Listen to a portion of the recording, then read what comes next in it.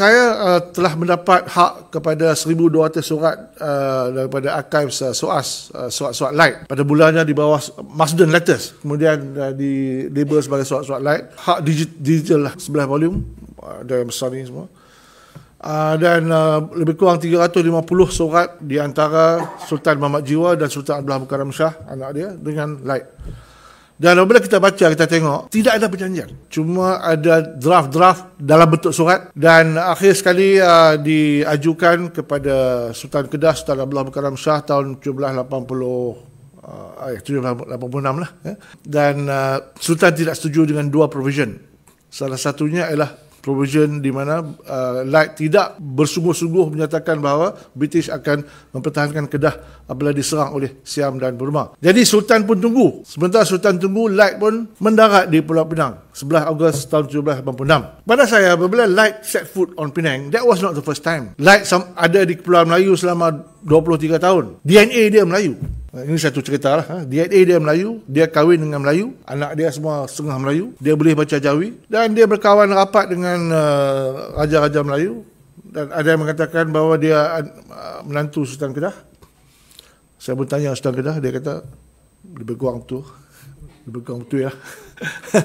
Dan tapi elemen itu, elemen satu lagi, ini satu side issue, elemen kemelayuan Light tidak diceritakan dalam sejarah Pulau Pinang. Kadang mereka nak menutup kewujudan elemen Melayu. Ini orang Penang.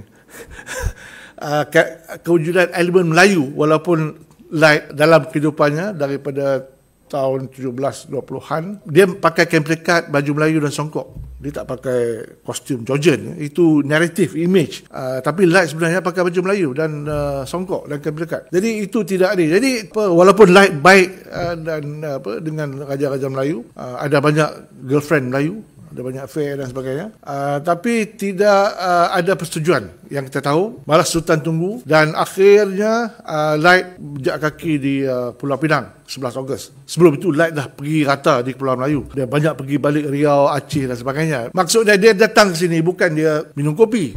Dia meneroka. Kalau kita kata Portugis datang ke Melaka saja, tak betul. Portugis sudah menelusuri Sungai Kedah masa dia datang ke Melaka ataupun sebelum lagi. Kalau kita pergi ke Kedah, di Yellowstone tu ada kampung Lubuk Feringgi, di adjacent kepada Museum Kedah, across the river. That's where the Feringgi is, the Portuguese are. Jadi Sultan tak setuju dengan dua provision.